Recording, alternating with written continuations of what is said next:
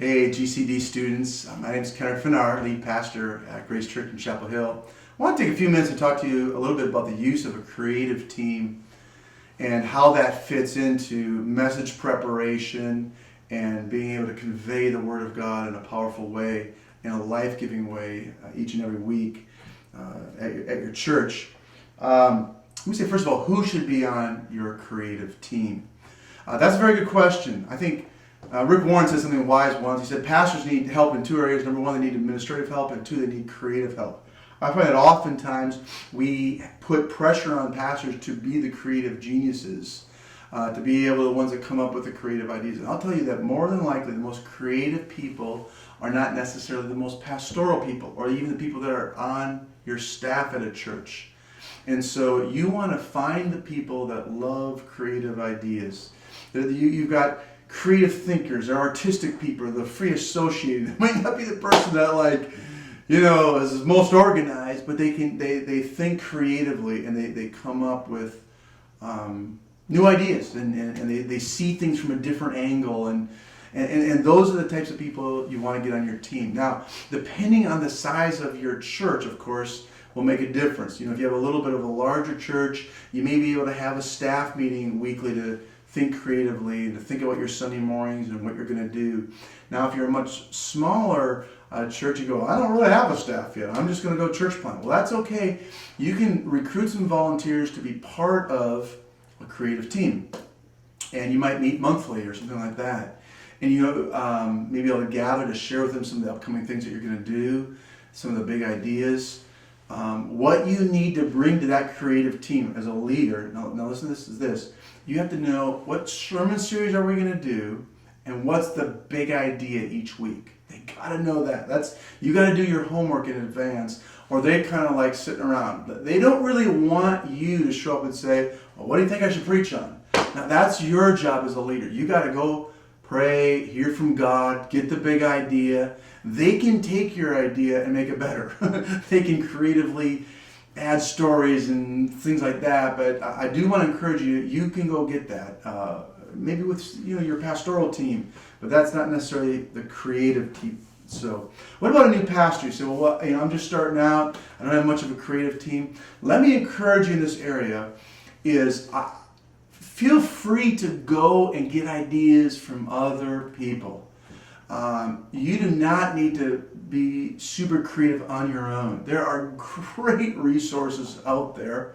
I will send some of them and be able to attach it with this video for you. But you can get online, and I find the vast majority of pastors are very generous sharing their sermon series, their notes, their graphics, their bumpers. You can just get whole packages downloaded to you, and you go, really? I mean, isn't that like just sort of cheaping out, and isn't that like, aren't I supposed to go and pray and get the whole thing? Not necessarily. Listen, you got a lot to do, particularly if you're church planting. You need to lead them and feed them. That's Michael Fletcher for you. Lead them and feed them. You got to be a leader. You got to have vision, and you need to feed people week in and week out. I know one church planter, very experienced, and he pastors a lot of church planters. He says this: don't do your own sermon for the first 2 years. Now, I don't know if that's the best idea or not, but point is this: feel free to learn from others. Go download the whole stinking package. And then you'll be able to adapt it and really make it your own. But particularly if you're starting out, don't redesign the graphics. Don't rewrite the sermons. Don't come up with the bumper, the funny stories. It's just hard work. And you're going to need to build a bigger team to do that. So I really want to free you up and encourage you in that area. And trust me, you'll be able to adapt it into your own heart. You'll be able to speak you'll be able to feed people that way. You'll be able to feed them better that way. So what about the creative team meeting, the agenda? Well, we've just used this idea from Chris Hodges. 3 things. It's real simple. We do it in our staff meetings, week in and week out. And now in our creative team meetings, same thing. We look back. We look now what's in front of us, and then we look forward. So looking back, you say, okay, it's great to review how did things go last Sunday. And I'm telling you, I want to encourage you, get down to the details. I mean, when did the lights come on, and the sound, and the speaker? Was the speaker up there? Get rid of all awkward pauses, okay? You don't want an awkward pause waiting. That guy came up and da-da-da. And then we're going to receive the offering and receive an offering. Don't take an offering. Just a thought for you. Receive the offering. And then, but the ushers weren't up there, so we had to wait for them. And then they started the music. Listen, every little detail. What did the building look like? What was the first impressions team doing? You look backwards and just look at all those little details. It matters. How was the lighting in the room? How was the temperature? Did it get too warm? What dynamics were there? Looking backwards. What can we do better next time? You'll just keep getting better. And don't get overwhelmed. Say, wow, that was a train wreck, Well, first of all, let me say this. Whatever was a train wreck to you, probably the vast majority of people hardly even noticed. Now, if you keep getting better, it's going to make an impact. But don't get too discouraged. Don't get too hard on yourself. And don't get too overwhelmed with all the changes and things that you want to do. And you look at another church and they're like light years ahead of you. Don't worry about it. Just keep getting better one step at a time, and you'll be improving. So look backwards, assess everything, and then coach people. Have the courage to go and say, hey, we just can't have the sound that loud. You kind of blew people out of the water. And then coach that sound person. Make it, help them out. You need to be a leader in that area. So, and then look at now and say, okay, this upcoming Sunday, what do we have? You talk through in the creative team meeting, what details and what are we going to do, and make sure all the resources are put in place. Are we going to hand something out? Are we going to whatever? And walk that thing through real clearly for that upcoming Sunday.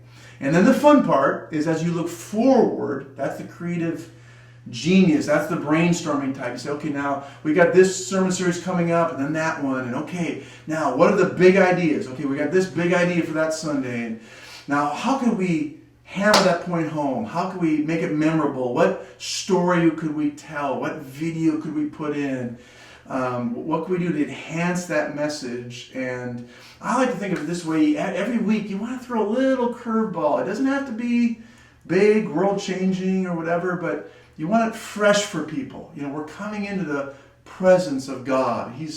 God is creative. He's powerful. He wants to impact people. So I think if God is that way, then our services should be that way. And we should put some energies towards making it that. So as you look forward then, you may pick a series and then talk through the big ideas, talk through the creative elements you might want to add, and then planning ahead, what graphics do we need, what bumper do we need, kind of a pre-roll something, video as the service starts, how about the countdown clock or whatever you're working on.